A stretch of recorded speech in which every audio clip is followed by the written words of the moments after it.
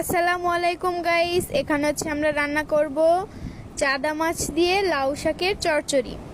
তো এখানে আমরা লাউ শাক এবং মাছ দুটোটাই ধুয়ে রেখেছিলাম ভালোভাবে। এখানে আমরা ফার্স্টে লাউ শাকগুলো দিয়ে দিব, এরপরে মাছগুলো ভালোভাবে ধুয়ে রেখেছিলাম মাছগুলো দিয়ে দিতে হবে।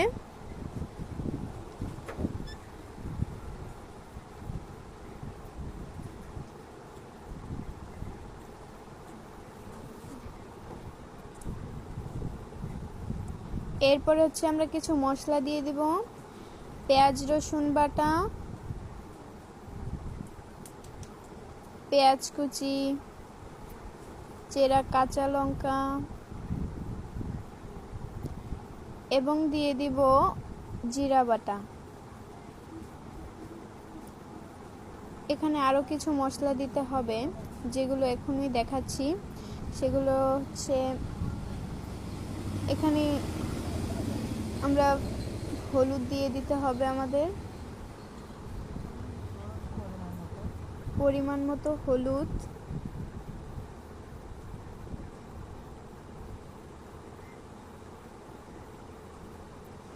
এরপর হচ্ছে পরিমাণ মতো লবণ দিয়ে দিতে হবে।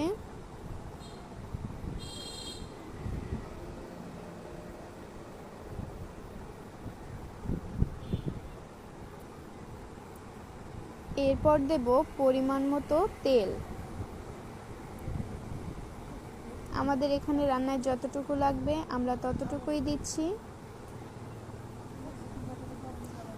এরপর এই মশলাগুলো ভালোভাবে, যে মশলাগুলো দিয়েছি ভালোভাবে মিশিয়ে নিতে হবে।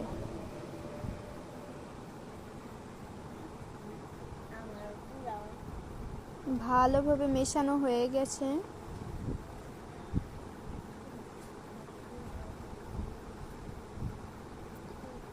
এবার আমরা দিয়ে দিচ্ছি পরিমাণ মতো পানি। এগুলো ভালোভাবে মিশিয়ে দিতে হবে যাতে সব মশলাগুলো একসাথে মিশে যায়।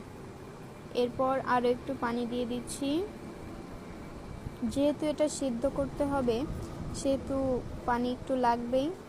এরপর এটাকে জাল করতে হবে যতক্ষণ না এই পানিটুকু টেনে যাচ্ছে।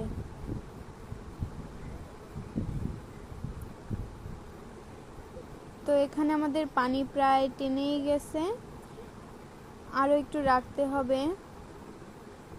শাকের ডাঁটাগুলো এখনো ভালোভাবে সিদ্ধ হয়নি, আরও একটু রাখবো। এখানে